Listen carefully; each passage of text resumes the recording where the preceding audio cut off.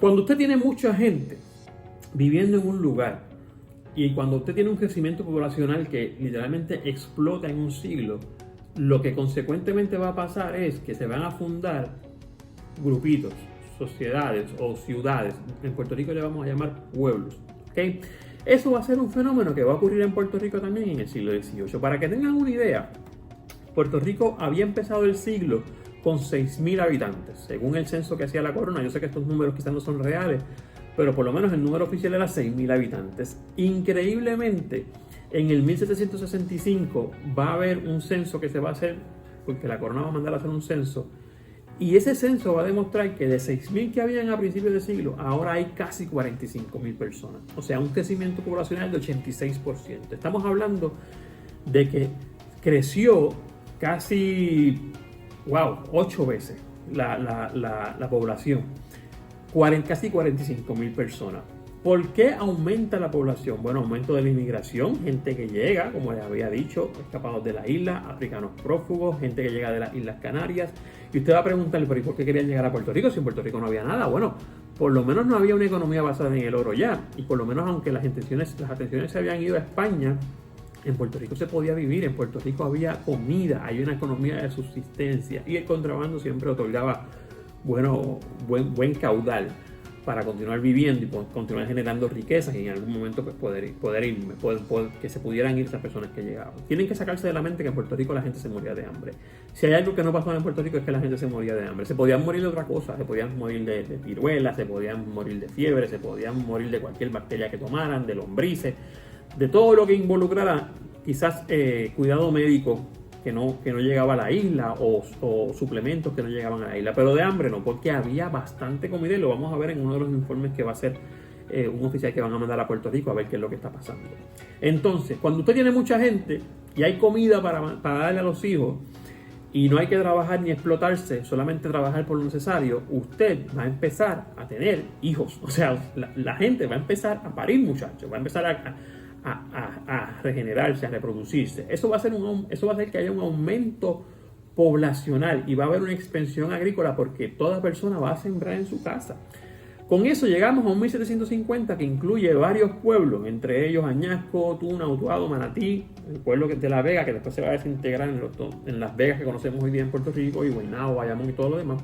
Y en el sur va a estar Guayama, que también se va a desintegrar eventualmente en otros pueblos también.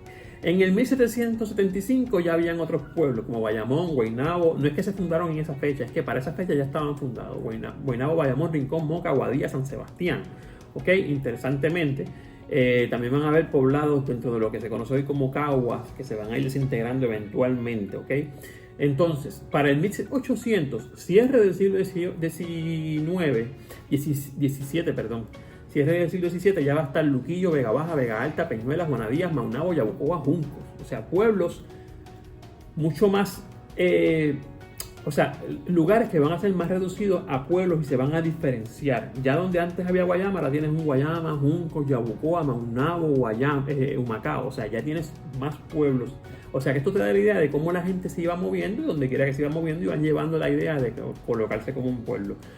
Que fueran reconocidos como pueblo, hay ciertas condiciones que había que cumplir, sobre todo no solamente con la corona, sino con la fe, o sea, con la iglesia. Eso no lo voy a tocar en este video, pero sí, había que someter una intención y la corona otorgaba entonces el permiso para que hubiese un pueblo.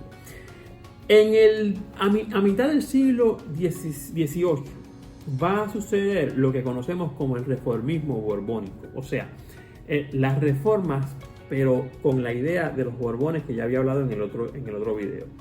Porque la casa de los Borbones, los reyes de España que eran de descendencia francesa, van a decir, ok, tenemos tremendo negocio en las islas del Caribe. Y cuando hablo de Caribe me voy a suscribir a Puerto Rico porque este curso es de historia de Puerto Rico. Vamos a poner, tenemos tremenda isla en Puerto Rico, con muchos recursos. ¿Qué está pasando en Puerto Rico? Ese negocio, o sea, es como que usted le den las llaves de un negocio o lo pongan al frente de un negocio. Lo primero que usted va a pedir es un estado de situación. Una vez salga de la guerra de secesión que está pasando y todos los revoluciones en Europa que estaban pasando en ese momento, usted va a decir, se va a sentar y va a decir, yo quiero saber qué es lo que está pasando con estas posesiones españolas en el Caribe que no están rindiendo frutos. Y obviamente eso va a llevar a que haya una reforma de esas políticas hacia esas islas. Eso se va a llamar como el reformismo borbónico. Pero el reformismo borbónico estuvo lleno de lo que se llama el despotismo ilustrado. O sea, estuvo creado, perdón, por lo que se llama el despotismo ilustrado. Todo el mundo sabe lo que es un déspota. Un déspota es una persona pues, que amansa el poder para él y lo explota de la manera que sea. Básicamente los monarcas en aquel tiempo eran unos déspotas.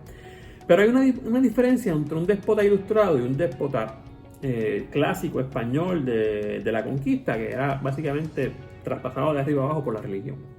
La ilustración es un proceso, es un cambio filosófico que hay en el mundo europeo en ese momento, que va a poner, le va a otorgar al hombre el espacio que necesita o que requiere en el mundo. Lo voy a explicar mejor.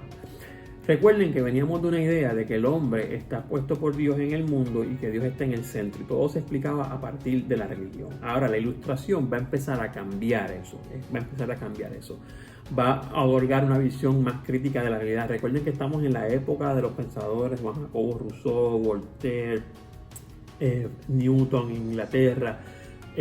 Todas estas personas van a dar un cambio a esa forma de pensar, y los déspotas, los reyes, que eran personas educadas, no van a estar exentos de eso. Así que van a traer esas ideas a la forma de gobernar, ¿ok? Así que vamos a tener unas reformas borbónicas que están causadas por un despotismo que realmente es un despotismo ilustrado.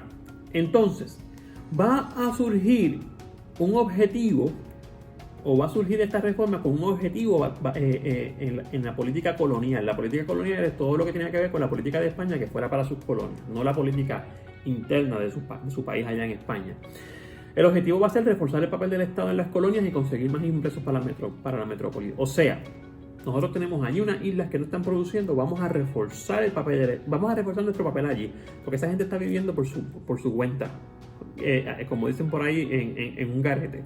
Vamos a reforzar nuestro papel allí y vamos a conseguir que eso nos produzca más dinero para la metrópoli, haciendo medidas administrativas y comerciales.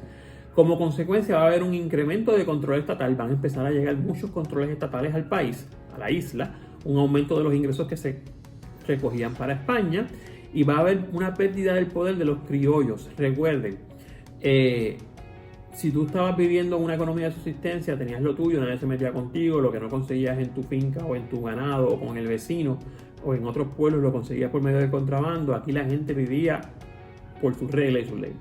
Cuando empiezan a poner nuevas instituciones para velar eso y para que el Estado sea el que maneje eso, le quita el poder a esos criollos. Esta va a ser la semilla. Muchos teóricos, muchos historiadores teorizan que esa es la semilla de los movimientos eventuales que van a ser de independencia, porque le estás quitando poder a una persona que los cogió por él mismo, porque precisamente los tuvo porque tú los abandonaste, se los estás quitando ahora. Eso va a crear una enemistad ideológica, podríamos decir. O sea, que esa podría ser la génesis de esa lucha, ¿no? De cuando empiece a quitársele a los criollos para que se conviertan en ganancias para la corona española. Van a pasar tres cosas en Puerto Rico, o tres efectos en Puerto Rico. Se va a crear la Compañía de Barcelona, que es una compañía que es como que una oficina creada, un task force, ahora que está de moda la palabra, creado en España para trabajar todos estos asuntos que les estoy diciendo. Que va a tener un nuevo éxito, eso lo podemos hablar después en otro video, porque realmente van a pasar unas cosas que van a cortar un poco los funcionamientos o las funciones de esa compañía. Pero lo más importante es que esta gente va a decir, nosotros tenemos una posesión en el Caribe, tenemos varias posesiones en el Caribe, tenemos las fuentes y los documentos que nos dicen más o menos cómo están esas posesiones en el Caribe, pero no tenemos un reporte actual. Hace mucho que no tenemos un reporte actual. Voy a tomarme un espacio aquí para hablar con el doctor Pablo Hernández, que tiene unos escritos acerca de qué tan buenas o qué tan pocas eran las visitas de España a Cuba, en el sentido de porque él trabajó mucho en Cuba. Cuando tú lees esos escritos te das cuenta que no era un fenómeno que pasaba en Puerto Rico, también pasaba en otras islas del Caribe.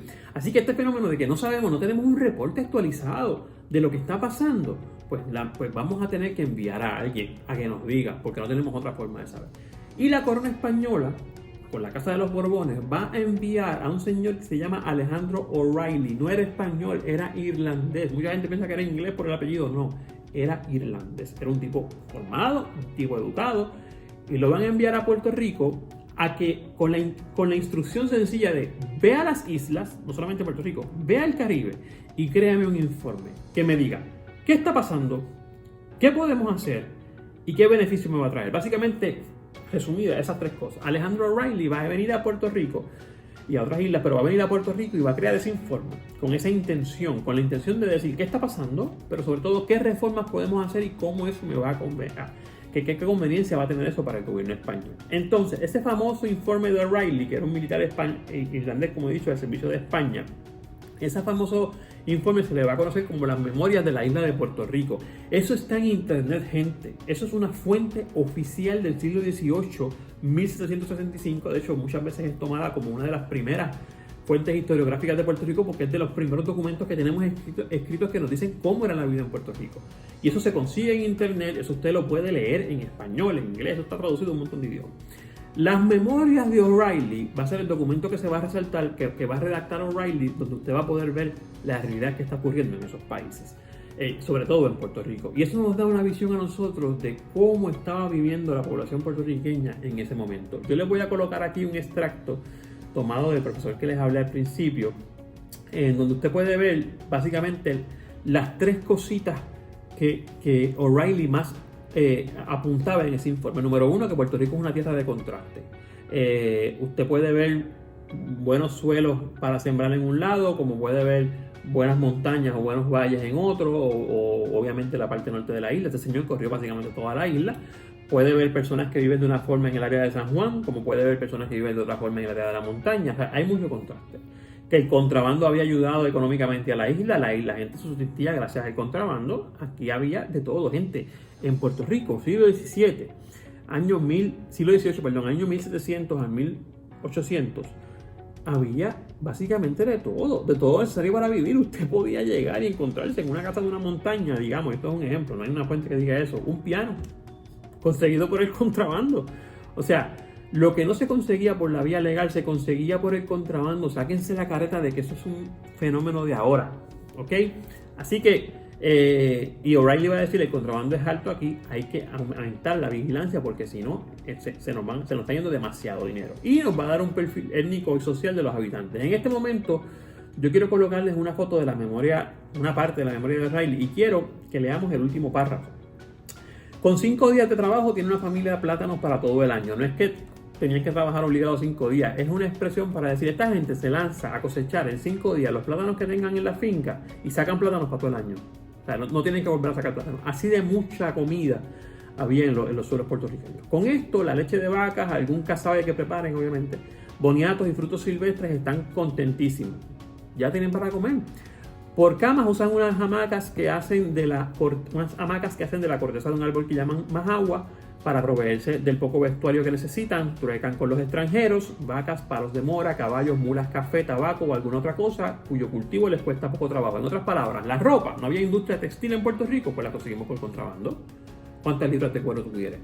¿Cuántos kilos de cuero tú quieres? ¿Cuántos caballos quieres? ¿Cuántas vacas quieres? ¿Cuánto café quieres? Todo eso lo produzco en Puerto Rico y te lo puedo dar en vías de contrabando.